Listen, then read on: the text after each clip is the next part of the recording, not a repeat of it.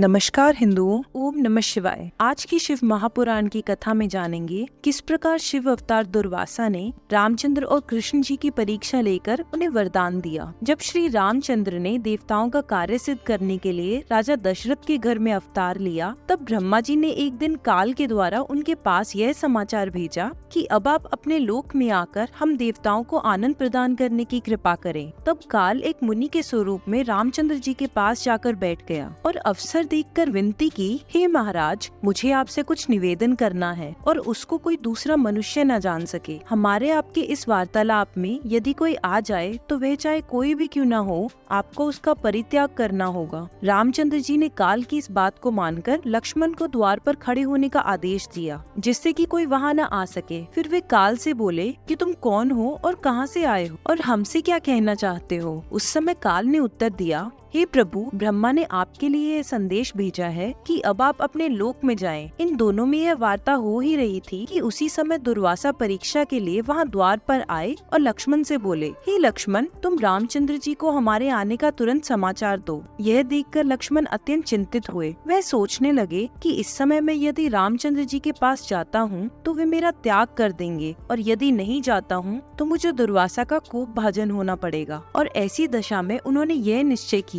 कि दुर्वासा को क्रोध करना ठीक नहीं। श्री रामचंद्र जी का वियोग अत्यंत दुखदायी है, परंतु दुर्वासा की आज्ञा का पालन करना परमोत्तम है। अपने मन में ऐसा विचार कर लक्ष्मण ने रामचंद्र जी के समीप जाकर दुर्वासा का संदेश कहा। उस समय काल लक्ष्मण को देखते ही अंतर्ध्यान हो गया। तब रामचंद्र जी ने अपनी प्रतिज्ञा का स्मरण कर लक्ष्मण से कहा, हे भाई लक्ष्मण, इस समय हमारे साथ बहुत बुरा धोखा हो गया। उसने मुझसे जो वचन लिया था उसे तो तुम जानते ही हो, इसलिए अब उसे पूरा करो। लक्ष्मण से यह कहकर रामचंद्र जी विलाप करने लगे और लक्ष्मण भी उस समय मूर्छित हो गए। तब दुर्वासा ने अंदर जाकर सबको समझाया और ऐसी लीला कर वहाँ से विदा हो अपने स्थान को लौट गए। लक्ष्मण ने भी रामचंद्र जी से विदा होकर सूर्य के तट पर योग मार्ग द्वारा अपना शरीर छोड़ दिया। अब हम श्री कृष्ण जी का चरित्र वृत्तांत जानते हैं, जिस प्रकार दुर्वासा ने उनकी परीक्षा ली। श्री कृष्ण बड़े प्रसिद्ध ब्रह्म भक्त थे। ऐसे ब्रह्म भक्त कृष्ण जी की परीक्षा लेने के लिए दुर्वासा एक दिन उनके घर आए। कृष्ण जी ने अत्यंत आदर, नम्रता, मान और शील से दुर्वासा का स्वागत किया और उत्तमोत्तम भोजन कराए। तब दुर्वासा ने परीक्षा लेने के लिए उनसे यह कहा, हे श्री कृष्ण, हम रथ पर चढ़ना चाहते हैं और यह भी चाहते हैं कि तुम और रुक्मणी उस रथ को खींचकर चलाओ। ऐसा करने पर हम तुम्हें तुम्हारी इच्छा अनुसार वर देकर प्रसन्न करेंगे। श्री कृष्ण ने दुर्वासा की इस आदेश को प्रसन्नता से स्वीकार किया और उनकी इच्छा अनुसार उन्हें रथ पर बैठाकर आज्ञा पालन किया। तब दुर्वासा ने प्रसन्न होकर श्री कृष्ण जी से कहा कि तुम हमारी आज्ञा के पायस लो और उसे सारे शरीर में लगा लो, तुम्हारा कोई अंग खुला न रहे। श्री कृष्ण जी ने यही किया। तब दुर्वासा जी ने प्रसन्न होकर उन्हें यह वर दिया कि जहाँ जहाँ तुम्हारे शरीर को पायस लगी है वहाँ वहाँ तुम्हारे कोई शस्त्र वेश न कर सकेगा। और इसके पश्चात दुर्वासा यहाँ से अंतर्ध्यान हो गए और श्री कृष्ण जी प्रसन्न एवं पापों से रहित होकर जीवन व्यतीत करने लगे। एक दिन द्रौपदी अपनी सखियों सहित गंगा स्नान करने गई और वहाँ स्नान करने लगी। उनसे पहले कुछ दूरी पर पूर्व की ओर दुर्वासा भी स्नान कर रहे थे। उसी समय उनकी कोपिन नदी में छूट गई। लज्जा से दुर्वासा जल से बाहर नहीं निकल सकी। द्रौपदी ने उनकी यह दशा जानकर अपना आंचल फाड़कर दुर्वासा की ओर बहा दिया। दुर्वासा उसको पहनकर पानी से बाहर आए और प्रसन्न होकर द्रौपदी से बोले, हे द्रौपदी, तुमने इस समय हमारी लज्जा रखी है, अस्तु तुमको इसका फल अवश्य मिलेगा। सब देवता इस बात के साक्षी हैं कि तुम्हारी लज्जा सदैव बनी रही। इतना कहकर दुर्वासा वहाँ से